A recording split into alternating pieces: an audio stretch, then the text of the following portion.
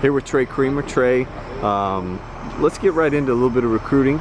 Obviously, the Iowa bounce back. You're a guy that can do a little bit of everything, a little bit of running back, cornerback. I know K-State's looking at you as a running back, and Coach Anderson had you guys up there. Was it last week for the Bowling Green game? Yes, sir, it was. What'd you like about that visit? Anything stand out? It was just, I guess, the college-type atmosphere, just pulling up on the scene. It was just a really beautiful campus, and I guess the fans were really into it, and it just felt good just being back at a Division I school. Just to be a part of something like that would be amazing. You've kind of been through this process before, you know? What's different? What are you like kind of focusing in on this time? Because it's a different scenario for you this time around.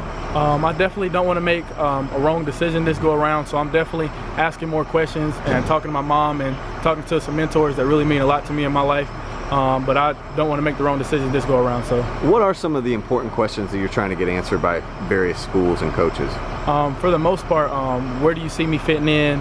Just in the depth. I know that you got to come in. JUCO guys, there's no JUCO for JUCO. So you just got to make the right decision with what school I go to. And I just want to know, I guess, what defensive scheme that we run, and just basically what's the camaraderie like with the football team, and then just the city itself.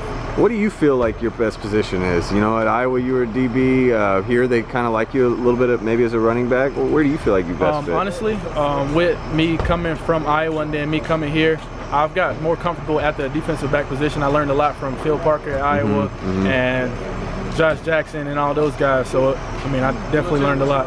The K-State visit, you were not alone. Brought a couple teammates with you. What do you kind of think the impression that they had of K-State was? It was definitely hot, but I think they definitely enjoyed it. I brought Keyshawn Cobb with me and Malik Robinson. One of those guys came from North Carolina bounced back, and Keyshawn Cobb, the sky's the limit for him. He's definitely going to do great things here, and he's trying to get out, so I really feel like they enjoyed it. Yeah, Malik is in the same scenario as you. Definitely. Did you guys talk at all about the visit? I mean, did you hear at all maybe the conversations he had with the coaching staff and maybe how serious they are about him? Not necessarily the conversation with him and the coaches, but me and him talked after the game, and we definitely enjoyed the visit and just being around, just being in another college atmosphere. There was a couple of guys that transferred from North Carolina that went to Kansas State, so it was good for him to touch bases with them and talk to them after the game. So it was definitely a comfortable scene.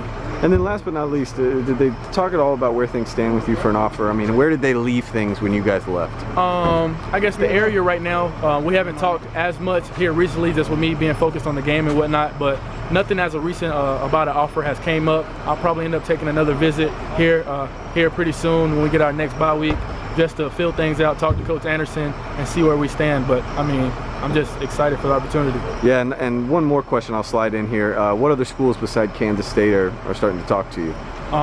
For the most part, it's Kansas State, UMass, Coastal Carolina, and Georgia Southern as of right now. But, I mean, I got to put all my faith in God, and just hopefully other doors open up for me. I just got to stay humble and just keep grounded.